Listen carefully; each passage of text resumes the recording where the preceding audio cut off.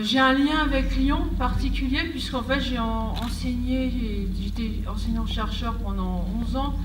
Je me suis beaucoup impliquée dans le cluster à l'époque, 14, qui était enjeux et représentation des sciences, des technologies et de leurs usages. Donc en fait, ces configurations où on essaie de structurer des manières de faire de la recherche dans des environnements quand même assez complexes me parlent beaucoup. Alors j'ai préparé, en fait j'avais présenté justement quelque chose qui pouvait, proposer quelque chose qui pouvait être plus sur les données qui sont issues un peu de la recherche qui se transforme souvent en une technoscience sociale notamment, ou bien presque l'inverse, c'est-à-dire les expériences de l'enquête et comment maintenir des continuités entre des expériences vécues et partagées et les représentations aussi qu'on produit. Et finalement, à mon grand plaisir, finalement j'ai l'autorisation de parler plutôt de cela, donc c'est ce dont je vais parler. Et finalement, il va être peu question peut-être de données, mais plutôt de savoir, puisque autant les données, pour moi, j'ai l'impression justement qu'elles renvoient à une production très forte, et que la question des savoirs, qui est une question plus classique, dont les enjeux sont plus flous, quand même sont beaucoup plus rattachés à des désirs qu'on a, des désirs quasi ontologiques, qui nous meuvent. Donc je pense que je suis un peu plus à l'aise, mais évidemment qu'il y a un lien avec ce que l'on produit dès lors qu'on a des enjeux de savoir et d'enquête. Alors, donc j'ai un peu trois parties. J'ai une partie sur ces contextes interdisciplinaires, ces configurations dans lesquelles on essaie de se transformer dans des espaces à la fois critiques et réflexifs pour aborder quand même la construction de connaissances à propos de nos propres milieux de vie. La deuxième partie, ça sera plus sur des expériences en fait que j'essaie qui sont reliées à une connaissance de la ville, mais qui, à partir de des travaux qui me sont plus familiers, mais sur des points de la ville qui ne renvoient pas à des mobilités ou à des transformations, mais à des stabilités ou à des marges, comme par exemple des lieux comme les bibliothèques, des hauts lieux, de l'immobilité ou de la fixation pour la concentration, mais aussi des mouvements d'occupation des places, où en fait on tient des endroits dans la ville, pour un temps qui est peut-être... Et puis aussi la prolifération de ces campements ou lieux d'occupation précaires, qui font partie vraiment de la ville qui nous arrive, qui viennent à nous. Et puis pour finir, je ferai une toute petite proposition, en tout cas, par rapport à cette volonté de ne pas être extérieur au contexte dans lequel on intervient aussi, comment je m'imagine en fait des manières de travailler avec mes collègues ou quels qu'ils soient. Alors première chose, c'est sur l'interdisciplinarité en fait. J'ai l'impression, oui, évidemment, on a cette nécessité de penser d'être dans l'interdisciplinarité et l'interprofessionnalité pour l'étude de nos milieux de vie, quels qu'ils soient, d'autant plus que nous affrontons quand même des problèmes tels, des problèmes politiques et environnementaux, qu'ils remettent en cause toute la construction scientifique, économique, sociale, culturelle qui nous a conduits en quelques siècles à des situations catastrophiques, qui sont dénoncées par le GIEC et l'IPBES par exemple. Il n'y a pas de journée sans qu'on ait des alertes ou des voyants qui s'allument au rouge partout autour de nous, et donc nous sommes obligés de nous demander ce qui n'a pas marché. L'inquiétude n'est pas uniquement due à la conscience de la gravité, des pouvoirs qui ont pu, comme ça, des déséquilibres qui ont pu conduire à ce mode de développement assez destructeur, mais c'est aussi une inquiétude, je pense, qui est due à une forme persistante d'insensibilité à ce danger. Je pense que nous sommes inquiets non seulement du réchauffement climatique, enfin de la destruction des espèces, aussi d'une situation politique qui fait qu'aujourd'hui, donc en 2016, a été recensé par le HCR 60 millions de personnes dans le monde en déplacement, enfin, donc sans lieu fixe. Donc, mais donc vraiment quelque chose dont on sent tous que c'est massif, mais quelque chose en fait qui malgré tout ne nous met pas dans une situation de mobilisation extrême. Enfin voilà, pourquoi, et est-ce que c'est normal, enfin est-ce qu'on fait bien, enfin, etc., etc. Mais donc pas seulement les constats extérieurs, mais aussi l'état interne de sensibilité à tout ça. Et c'est pourquoi, en fait, il me semble que, notamment dans les études de sciences, mais aussi dans toutes les sciences humaines et sociales, il y a cette double réflexion sur les constats, la mobilisation, des structures comme celle-ci, qui sont des structures de connaissance et de création, ou bien, par exemple, aussi, vous avez parlé de l'Anthropocène ou de l'IPBES, enfin, mais aussi, pas seulement des grands constats qu'on fait à plusieurs, mais aussi des manières d'étudier notre sensibilité et de relier aussi ou de faire des continuités entre nos rapports au savoir et cette sensibilité partagée au monde dans lequel on vit. Est-ce qu'on peut l'assumer aussi comme un savoir à cultiver, à produire, donc un savoir non pas seulement tourné vers la production de représentation, mais un savoir qui revient à nous-mêmes, en fait, sur nous-mêmes ensemble, et qui transforme un peu nos manières d'être sensibles au monde.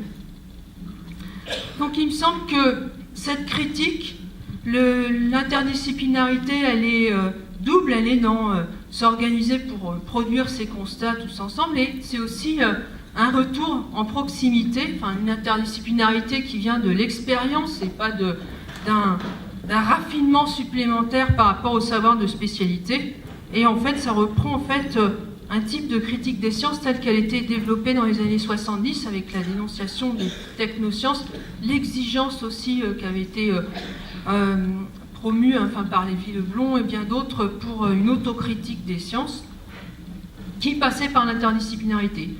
Donc dans ces conditions, ça n'est pas une étape supplémentaire d'un progrès des sciences qui consisterait à optimiser encore l'efficacité de la production de connaissances par des processus d'intégration croissants pour accroître la maîtrise de la nature sur des bases qui reconduiraient et renforceraient les problèmes posés par, disons, des points aveugles dans nos modes de développement, mais plutôt une interdisciplinarité qui est plus consciente du caractère situé, toujours dangereux, en fait, des positions qu'on adopte, puisque toute position qu'on adopte, en fait, crée des zones d'ombre ou des points aveugles, ou des pouvoirs, des invisibilités. Donc, en fait, assumer non pas une extension continue de nos capacités de maîtrise, mais une conscience croissante, en fait, de nos faiblesses. Et donc, assumer aussi de façon croissante, grâce à l'interdisciplinarité, un caractère toujours, encore une fois, ancré, situé, localisé, contingent de ce que l'on fait ensemble. Les catégories, les modèles, les expériences, etc., etc. Donc l'interdisciplinarité serait, pour moi, une manière de réfléchir tous ensemble, là où on est, en fait, avec les personnes avec qui on est dans la proximité plus ou moins grande, à nos propres limites, dans le cadre d'un même désir, celui de se penser un destin commun à partir du savoir qu'on produit ensemble. Et du coup, il me semble que nous rejoignons de ce point de vue, que nous sommes dans des types de transformation profonde des manières de faire de la recherche et d'agir, ou d'articuler en tout cas l'action et la recherche. C'est que primo, nos modes de connaissance sont reliés à une ontologie des rapports nature-culture qui en font, qui nous situe un peu, cette ontologie situe vraiment anthropologiquement et politiquement le type de travail qu'on fait ensemble. C'est qu'une modalité en fait qui pourrait changer. Je renvoie à Descola depuis 2005 par de la nature culture, à David Abram qui transforme la réflexion sur le surnaturel qui renvoyait toujours à une altérité comme ça, un peu inoffensive, à plutôt le plus qu'humain. En fait, le surnaturel nous n'intéresse pas, enfin, ces réflexions sur les requalifications nature-culture, mais plutôt le plus qu'humain. Enfin. Et puis évidemment Tim Ingold, enfin, qui à la fois en tant que biologiste et anthropologue, en fait, essaie aussi de penser des coévolutions naturelles culturelles, enfin, de nous penser d'emblée dans une complexité de nos attaches matérielles au monde que nous fabriquons nous-mêmes, et donc de penser les phénomènes vivants, non pas comme des phénomènes uniquement biologiques, mais aussi institutionnels, etc., etc. Deuxième chose, c'est la critique des prétentions universalisantes d'une science, enfin, qui est blanche, masculine, enfin, voilà, et se rendre sensible aux études subalternes, enfin, les études des subalternités qui sont venues en fait d'Inde, enfin, qui ont été repérées, qui ont essayé les États-Unis ont essayé de récupérer aussi pour se reconstruire une sorte d'avant-garde académique à partir de ces études de subalternité, mais celles-ci quand même revendiquent aussi le fait qu'elles sont justement très situées. Et il s'agit finalement de revisiter les spectres et les fantômes, hein, enfin, qui ont été créés par des choix d'invisibiliser, de minorer, enfin de disqualifier beaucoup de voix pour maintenir des prétentions universalisantes. Et en fait, faire remonter ces voix différentes, minorées, inaudibles, etc., etc. Tant pis pour le travail que ça suppose, qui est immense. En même temps, c'est un chantier qui oblige à assumer des gouffres, des absences, des manques irrémédiables, mais qui est chargé d'énormément d'espoir, évidemment, puisque plus on a la capacité, de revisiter d'où l'on vient, enfin, d'identifier les absences, les gouffres, enfin, de nous resituer, plus on s'ouvre des avenirs possibles, non pas celui d'une gestion universelle de tout planétaire, mais celui aussi de se refaire, enfin de se re-raconter aussi les manières dont on a procédé, les erreurs qu'on a faites, etc., etc. Alors, ces études de subalternité, c'est aussi évidemment le féminisme, enfin, voilà, les études postcoloniales, etc., où sont les esclaves dans notre littérature, dans nos paysages, etc., où sont les femmes, où sont les regards. Je pense au film aussi I'm Not Your Negro, en fait, où en fait, ce que fait Baldwin dans le texte de Baldwin mis en scène par Raoul Peck, c'est de dire qu'est-ce que je vois de l'Amérique à partir de mon regard noir, en fait. Enfin, et je vous l'offre, enfin, je vous offre ce regard subalterne que vous n'avez pas vu. Je vous donne ces lunettes. C'est un peu la même chose qu'on a dans plein de cas. Aussi Nathan Wachtel avec quelle est la vision des vaincus, ou bien un auteur grec, qui mince, voilà, ça fait rien.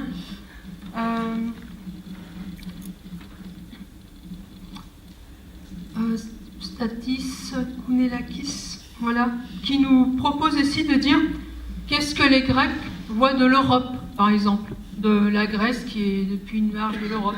Que voit-on? Ça renoue avec, par exemple, la position aussi de Foucault dans le groupe d'information sur les prisons, d'intervention. Que voit-on de la société depuis les prisons? Enfin, non pas comment on va étudier la prison pour remédier au crédit, mais vraiment voilà. Depuis ces points mineurs, ces points marginaux, ces points... Quelle est la vision qu'on a, et on peut revendiquer un avantage épistémologique de cette position des vaincus, en fait, et de la remontée de ces voix minorées.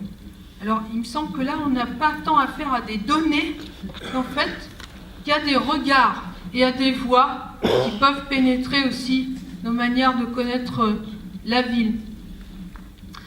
Alors enfin, troisième chose, en sciences sociales, le développement d'approches qui sont résolument ancrées dans des contextes avec des personnes dont on partage des enjeux. Quand on fait de la recherche avec, en partenariat justement, à la fois c'est lié aussi à des questions de proximité, d'amitié, etc., etc. Progressivement se créent des partages d'enjeux où finalement, si on prend un peu des modèles type les savoirs en mode 1, mode 2, mode 3, mais peu importe. Hein. Donc il s'agit en fait de revisiter ce qui est considéré comme des problèmes pour éliminer en fait ce qui sont des faux problèmes qui sont construits à partir de positions lointaines ou de surplomb et de revenir à des problèmes authentiquement vécus, qui n'avaient pas forcément été posés à l'origine, et pour une épistémologie en fait de l'interdépendance en fait et de la réversibilité aussi. Voilà. Donc du coup, je vais juste du coup là rapidement dire que il me semble, moi il y a 3 types de recherches où j'ai vraiment beaucoup appris sur la ville. Et c'est des recherches un peu en contrepoint peut-être d'imaginaire de la ville comme des lieux de mobilité, de progrès, de grande complexité. C'est des lieux, je me suis aperçue que j'aimais vraiment beaucoup les lieux comme les musées et les bibliothèques, qui sont des lieux, des hétérotopies, des lieux un peu à part, des havres comme ça, notamment la bibliothèque, des lieux de l'immobilité concentrés. Ils sont aussi des lieux où il y a des temps, on franchit des seuils, on se retrouve dans des temps. Pour prendre Caillolo, si la ville est un système asynchrone, il faut vraiment aller chercher et dissocier les cycles et les trajectoires temporelles bien distinctes. Et quand on franchit des seuils comme ça, où physiquement on rentre dans d'autres espaces-temps, avec d'autres communautés, d'autres enjeux, et je trouve que voilà, ça c'est vraiment pareil, c'est que il y a des regards éloignés ou mineurs qui nous disent des choses, des marges, mais il y a aussi des regards sur la ville depuis des lieux de stationnement ou de concentration pour la construction de savoir. Et c'est des trous en fait dans la ville, c'est des trous de grande densité. Donc on dirait, alors rien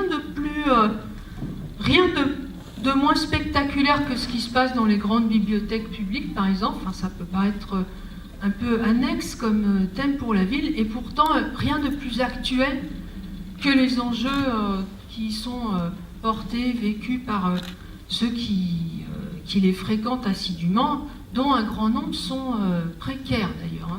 Il y a, comme vous le savez tous probablement, mais ces institutions en fait de services publics comme la bibliothèque sont des lieux dans la ville qui remplissent un nombre de fonctions incroyables, et qui supportent à elles toutes seules parfois des conditions de légitimité, d'égalité, une foi commune dans le savoir, dans les capacités de transformation de son propre destin avec les autres, etc., etc. Des lieux où les choses se passent plutôt bien, avec un contraste vécu très fortement et parfois dramatiquement entre ce qui se passe à l'intérieur et ce qui se passe à l'extérieur. Donc la bibliothèque, je trouve que c'est un lieu qui permet de penser ces forts contrastes entre l'institution du dedans, le dehors de l'institution aussi, cette dimension très fortement hétérotopique du lieu, les investissements de savoir partagés de très nombreuses personnes qui ne sont pas des chercheurs notamment, et cette condition d'essence ordinaire, discrète, faite d'implicites partagés, etc., etc. Alors,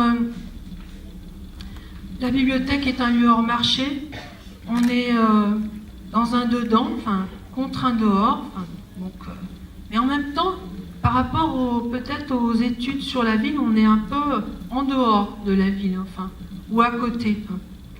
Donc, on y trouve cet attachement radical aux perspectives de transformation par un lien sérieux entre individus, institutions, savoir, hors marché, bien obligé, puisque la plupart du temps, on est dans des conditions un peu de précarité, et avec aussi une condition à la fois de grande visibilité et d'invisibilité, une photogénie de ces espaces qui masquent en fait ce qui s'y passe réellement. Et en fait, ces lieux nous rendent, je pense, aiguisent notre sensibilité, aux phénomènes qui sont à bas bruit dans le quotidien, dans la ville. Si j'en parle, c'est parce que il ne se passe pas assez de choses dans les grandes bibliothèques publiques. Elles sont un peu actuellement convoitées comme des espaces d'extraction un peu de toutes ces qualités de la décence ordinaire, du vivre ensemble, de la reconduction aussi de rapports sociaux décents basés sur des rapports au savoir, etc., pour en faire des lieux plus animés, plus vivants, etc., etc. Enfin, et ce qui est intéressant, enfin, quand on interroge les personnes qui sont dans ces lieux, c'est qu'elles se sentent comme chez elles, mais à la merci de ce qui va arriver un jour et qui va peut-être les jeter dehors. Enfin, voilà, donc elles n'ont pas voix au chapitre pour... mais elles maintiennent leur confiance dans l'institution. Donc c'est des lieux d'où on peut apprendre aussi ce lien entre confiance, vulnérabilité aussi, et je dirais conscience d'une forme de précarité, y compris des représentations que l'on produit, de la modernité, du vivre ensemble. Voilà. Donc je dirais, dans les grandes bibliothèques d'études, il y a vraiment des attaques pour en quelque sorte intégrer ces lieux à l'espace des mobilités spectaculaires, des représentations du vivant, de l'animation, mais ce sont des lieux où on se tient. Alors, le deuxième lieu, je trouve très intéressant, c'est les places occupées. Bon, il y a eu Nuit debout, mais il y a aussi beaucoup de places dans les mouvements. Le parc Gézir, en Turquie en 2013, le mouvement Occupy, les indignés, etc., etc.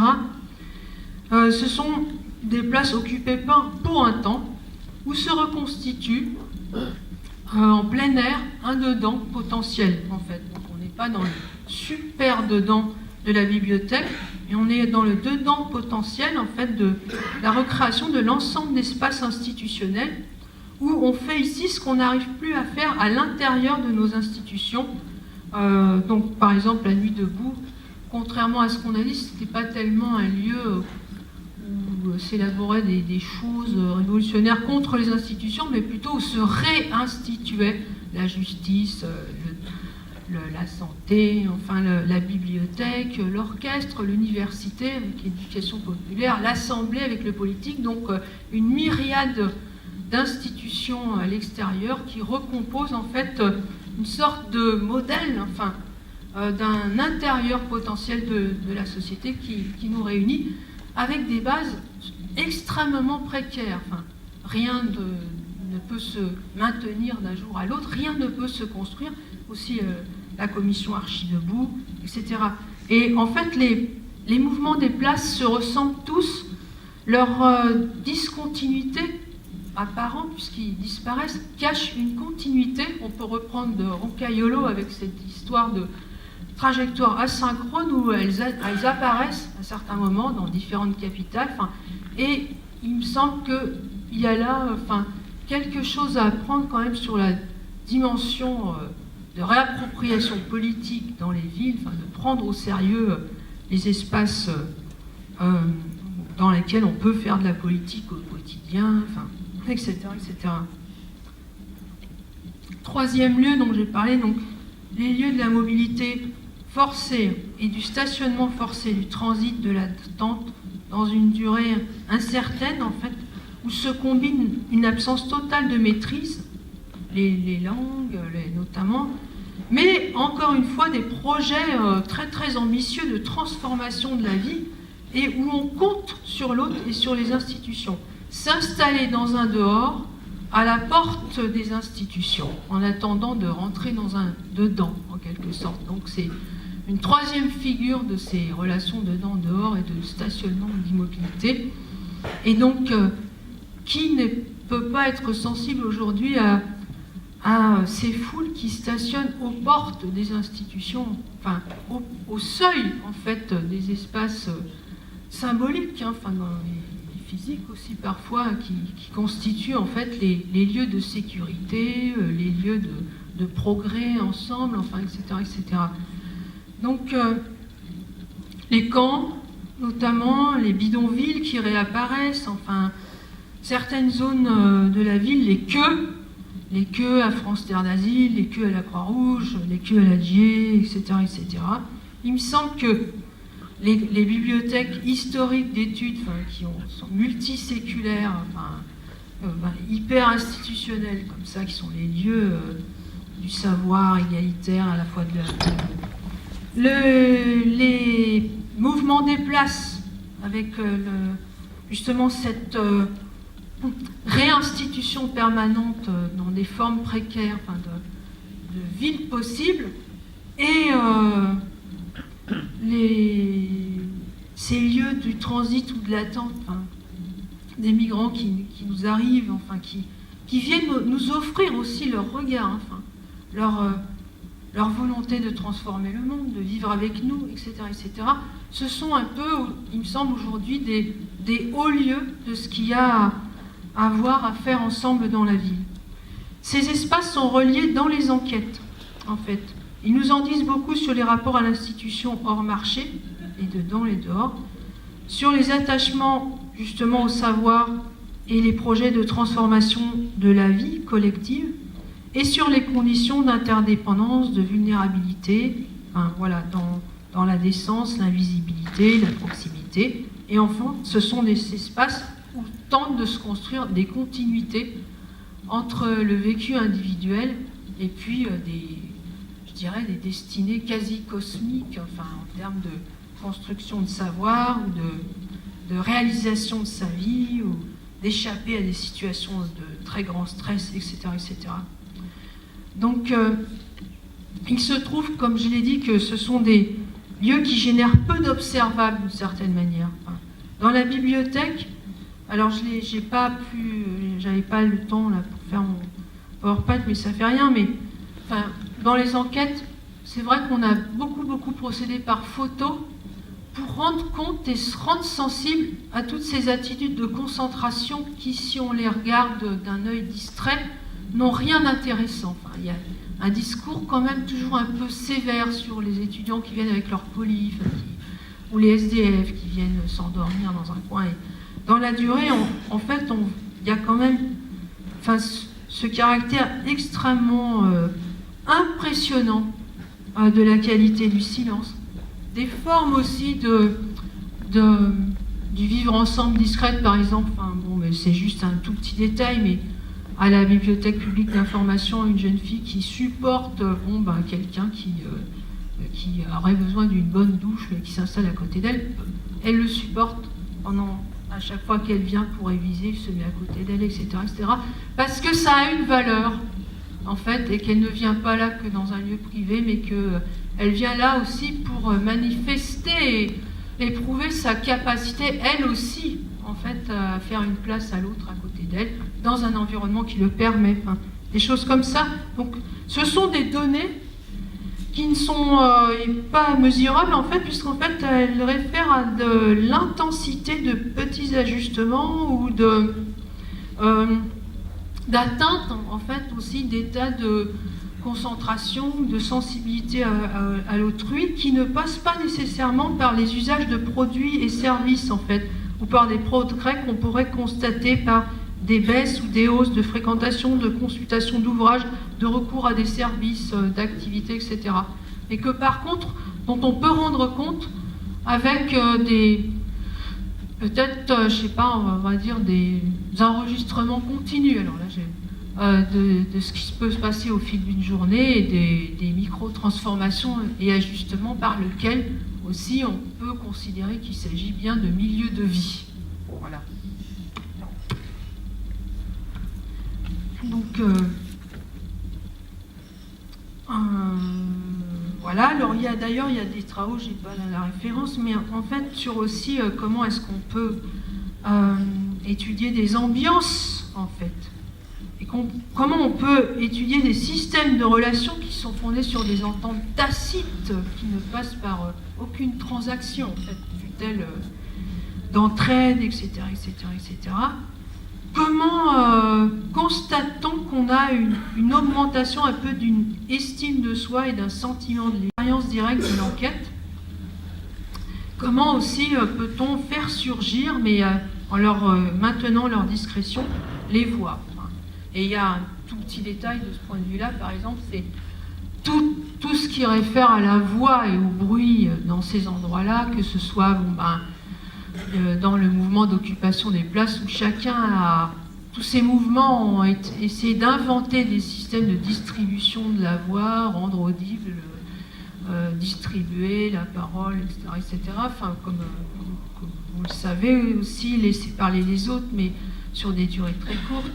Dans la bibliothèque, il va de soi que la question de la voix est fondamentale et que, enfin, il n'y a pas que du silence, il y a aussi des échanges où on voit aussi les gens qui baissent la voix quand ils passent dans les coursives de leur travail, et dans les camps et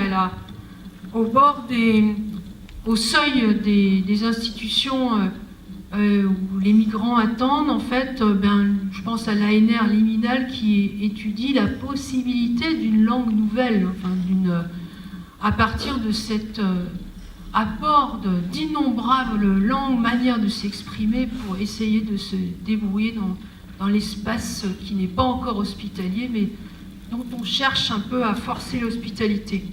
Donc les voix ne sont pas prises ici au sens uniquement métaphorique, mais au sens aussi sensible. Donc on peut se rendre visuellement sensible à des états, mais on peut aussi, je pense, travailler beaucoup sur ces questions de voix, en fait, de rapport à des voix physiques, enfin des paroles, des langues, etc., outre les regards, les postures.